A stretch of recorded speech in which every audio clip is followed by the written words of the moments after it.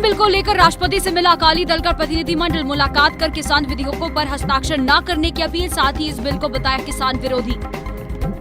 चुनावी मौसम में पीएम मोदी का बिहार की जनता को सौगातों की बौछार। सोमवार को फिर 14,000 करोड़ से ज्यादा की दी सौगात। वहीं अब बिहार को भी मिलेगा हाई स्पीड इंटरनेट।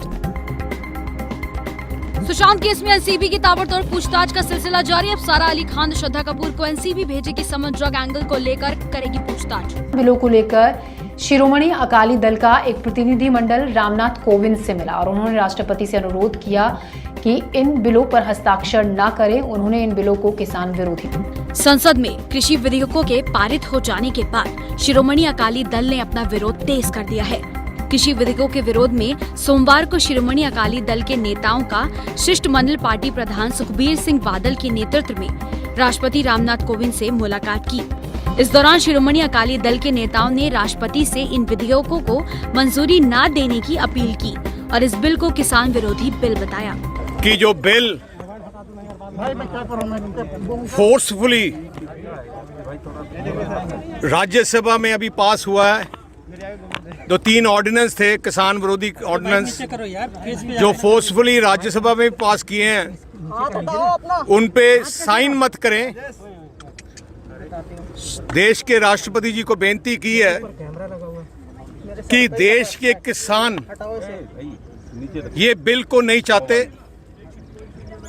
ये देश की किसानी के खिलाफ ये बिल हैं और देश के किसानों की आवाज जो पार्लियामेंट में उठाई गई थी, वो पार्लियामेंट की राज्यसभा में भी आपने देखा होगा, वो क्रश करके ये बिल पास किए हैं कि इसको वापस भेजा जाए, देश के पार्लियामेंट में वापस भेजा जाए और इस सेलेक्ट कमेटी को दी जाए, जहां जो पार्लियामेंट के मेंबर क्रॉस पार्टीज की कमेटी हो, जो इन बिलों में फिर से विचार कर जो किसानों की शंकाएं हैं कि कॉरपोरेट घराने बेचारे किसानों की फसलें को उठा के ले जाएंगे, सस्ते भाव में उनकी ज़मीनों पे कब्जा कर लेंगे और जो बेचारे किसान हैं, जो 1 एकड़ के 2 एकड़ के किसान हैं, वो बड़े बड़े कॉर्पोरेट घरानों के कैसे लड़ सकेंगे। दरअसल किसान बिल का विरोध अब विपक्ष के साथ साथ एनडीए में शामिल पार्टी भी करने लगी है। इससे पहले भी किसान बिल को लेकर ही एनडीए की सहयोगी दल की नेता हरसिमरत कौर ने केंद्रीय मंत्री के पद से इस्तीफा दिया था। तो वहीं अब अकाली दल के डेलीगेशन ने राष्ट्रपति से मुलाकात कर इस बिल को लेकर विरोध दर्ज कराया है। सोमवार को एक बार फिर से प्रधानमंत्री नरेंद्र मोदी ने बिहार को 14,000 करोड़ की परियोजनाओं की सौगात दी। साथ ही सड़कों और पुलों से जुड़ी 9 परियोजनाओं का उद्घाटन। बिहार में आगामी विधानसभा चुनाव के चलते सियासी माहौल गर्मा गया है। इस बीच मोदी सरकार लगातार बिहार को खास सौगात देने में जुटी हुई है। प्रधानमंत्री नरेंद्र मोदी ने मंगलवार को वीडियो कॉन्फ्रेंसिंग के जरिए बिहार में 9 राजमार्ग परियोजनाओं का शिलान्यास किया। इन राजमार्ग परियोजनाओं पर 14,258 करोड़ रुपए का खर्च आएगा।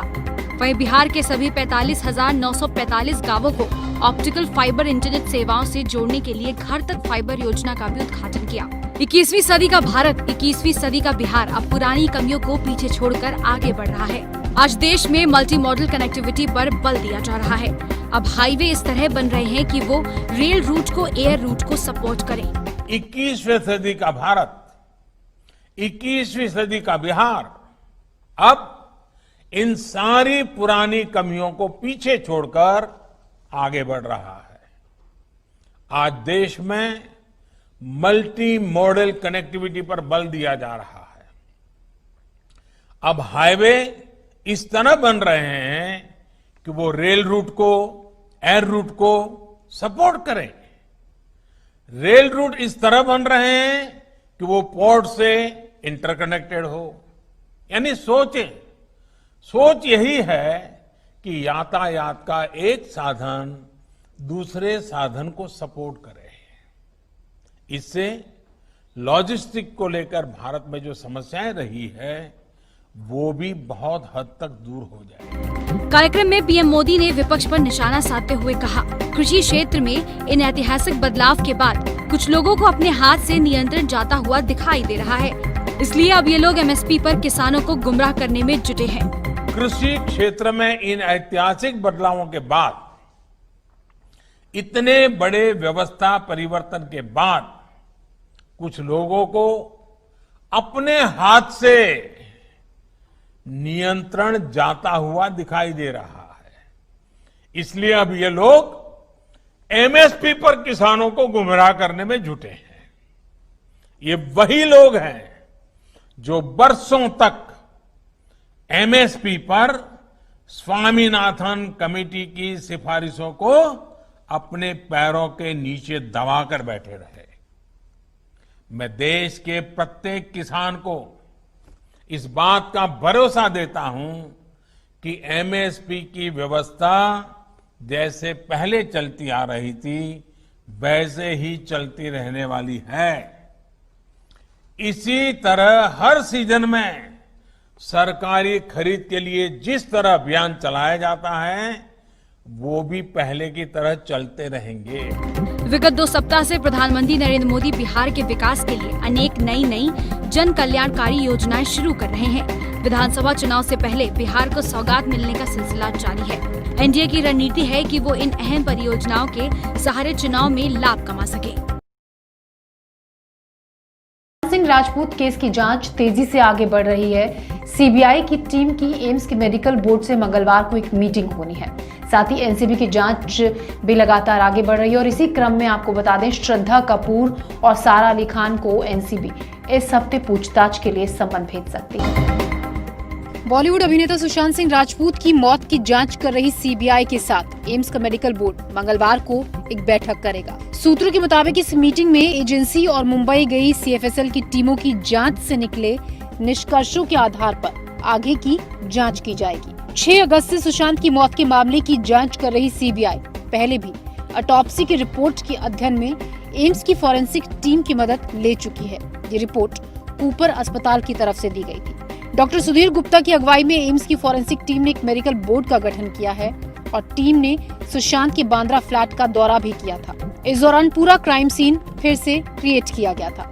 वहीं इस मामले में एनसीबी की जांच भी लगातार आगे बढ़ रही है और एक बड़ी बात ये कि इस हफ्ते सारा अली खान और श्रद्धा कपूर को पूछताछ के लिए एनसीबी सम्मन भेजेगी। बहरहाल एक के बाद एक इस मामले में नए नाम सामने आकर चौंका रहे हैं।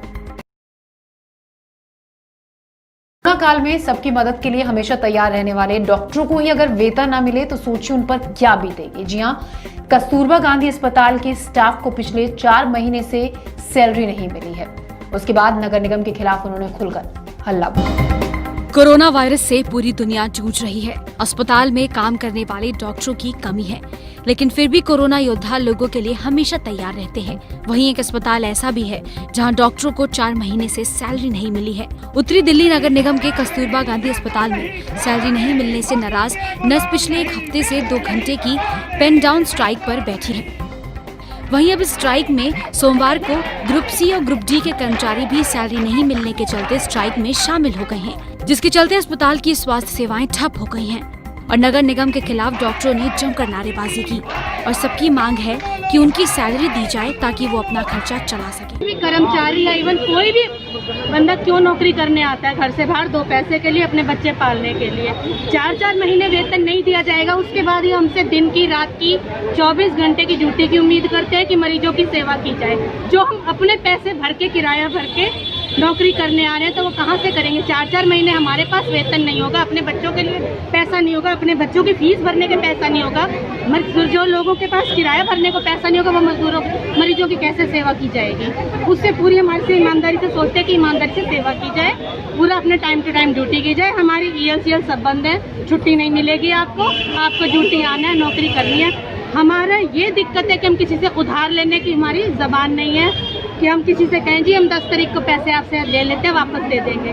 10 क्या, 20 क्या, 30 क्या, हमें तो महीना ही नहीं पता हो कि हम किस महीने में आपको पैसे उधार मांग रहे हैं तो कब वापस भी किए जाएंगे। MCD कर्मचारी की इतनी बुरी वाली इज्जत हो गई है कि कोई किराया तो छोड़, उधार देना भी हमें गवारा नहीं करता है। मरीजों को परेशानी हमारी तरफ से ना के बराबर है, क्योंकि अभी हमारा प्रदर्शन केवल 2 घंटे का है और उसमें भी इमरजेंसी सर्विसेज हमारी चल रही हैं। लेकिन अगर मरीजों को कोई भी परेशानी होती है तो उसकी जिम्मेदारी प्रशासन की है, क्योंकि प्रशासन के लिए ही हमारे घर कहाँ से चलेंगे, इसकी जिम्मेदारी किसकी है। प्रशासन अपने कर्मचारियों को देखे, अगर रोटी ही नहीं होगी तो भूखे पेट कैसे कर्मचारी काम करेगा।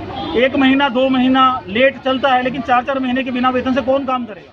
विकल्प हमारे पास कुछ नहीं, प्रदर्शन के अलावा हमारे पास क्या विकल्प है। कर्मचारी के पास क्या विकल्प है। कर्मचारी के ऊपर जब मर्जी डंडे पड़वा सकते हैं, जब मर्जी स्ट्राइक तोड़वा सकते हैं, कुछ भी करा सकते हैं प्रशासन। अब 4 महीने की सैलरी नहीं है, पहले 1 महीने की नहीं थी, अब 4 महीने की नहीं है। हमारे पास प्रदर्शन के अलावा क्या 4 अवस्था है।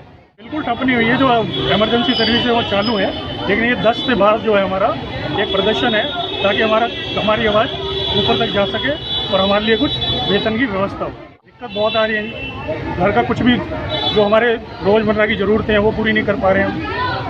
बच्चों की फीस नहीं भरी जा रही है, घर का खर्चा चलाना मुश्किल हो रहा है। हमें यहाँ आने में, ऑफिस आने में भी पेट्रोल लगता है, वो भी हम नहीं डाल पा रहे हैं अपनी इसमें। बसों में सफ़र करना पड़ रहा है, हम अपने व्हीकल घर छोड़ के आते हैं, तो समस्या है। तो बहरहाल कस्तूरबा गांधी अस्पताल में स्टाफों के सामने अपना खर्च और अपने परिवार का खर्च चलाने के लिए बड़ी चुनौती खड़ी हो गई है और सबने नगर निगम से बस एक ही आस लगाई हुई है कि उनकी पिछले 4 महीने से रुकी सैलरी मिल जाए। वजह से हुए लॉकडाउन का असर हर जगह देखा गया। व्यापार, कारोबार, हर किसी पर इसका असर देखने को मिला। यहाँ तक कि अखाड़ों में भी कोरोना का कहर नजर आया। लेकिन अब 6 महीने बाद फिर से अखाड़ों में पहलवानों ने लौटना शुरू कर दिया। लॉकडाउन से पहले इस अखाड़े से अलग अलग राज्यों में दंगल में कुश्ती करने के लिए पहलवान जाया करते थे। हाल ये था कि हफ्ते में अधिकतर दिन पहलवान कुश्ती ही किया करते थे, लेकिन कोरोना काल में अब सभी पहलवान घरों पर बैठने को मजबूर हो चुके हैं। कोरोना महामारी के चलते लगी पाबंदियों से पहलवानों के जीवन पर बहुत फर्क पड़ा है। प्रैक्टिस हो ही नहीं पा रही है। इस पर हमको बहुत कठिनाइयों को सामना करना पड़ा। हमको बहुत ज़्यादा बच्चे अब आए हैं जिन्होंने प्रैक्टिस करी, किसी सर में दर्द हो रहा, किसी कमर में दर्द हो रहा, तो सब थकावट मान रहे हैं, एक संग पहलवानी कर रहे हैं। तो इस वजह से अभी हमको पूरी तरह से छूट नहीं दी गई है। हम चाहते हैं हमको पूरी तरह से छूट दी जाए, क्योंकि हम बच्चे को दोबारा उसी पटली पर लेकर आएँ जहाँ पहले थे बच्चे। लेकिन हमें उम्मीद है हमारे बच्चे 2 महीने में फिट हो जाएंगे, 2-2.5 महीने में फिट हो जाएंगे। हमें टाइम मिलेगा कमीशन का, हमारा नेशनल भी आने वाला है, तो इसलिए हमें टाइम दे रही है सरकार भी, हमारे साथ है, वो हमें टाइम दे रही है पूरी। वो बोल रहे हैं टाइम दिया जाएगा आपके लिए पूरा, कोई दिक्कत नहीं है, आप पूरी कुश्ती लड़ो, जहाँ तक आप लड़ जाओ वहाँ तक पूरा लड़ो, आप तैयारी करो। हमारे तैयारी के लिए टाइम दिया जा रहा है पूरा, इसलिए हम बच्चे को ले आए धीरे धीरे करके। अभी हम पार्क में जाते हैं, अपोलो पार्क में, वहाँ प्रैक्टिस करवा रहे हैं बच्चों। बहरहाल अब स्पोर्ट्स अथॉरिटी ऑफ इंडिया और भारतीय कुश्ती संघ से मान्यता प्राप्त दिल्ली का गुरु जसराम अखाड़े में कसरत करने के लिए पहलवानों ने आना शुरू कर दिया है। लॉकडाउन से पहले रोजाना करीब 100 पहलवान आकर कसरत किया करते थे, लेकिन इस वक्त अखाड़े में मुश्किल से करीब 20 पहलवान ही कसरत करने आ रहे हैं। बता दें कि इस अखाड़े से Olympic, Asian games, Commonwealth, Arjun और ध्यानचंद अवार्ड से सम्मानित कई पहलवान हैं।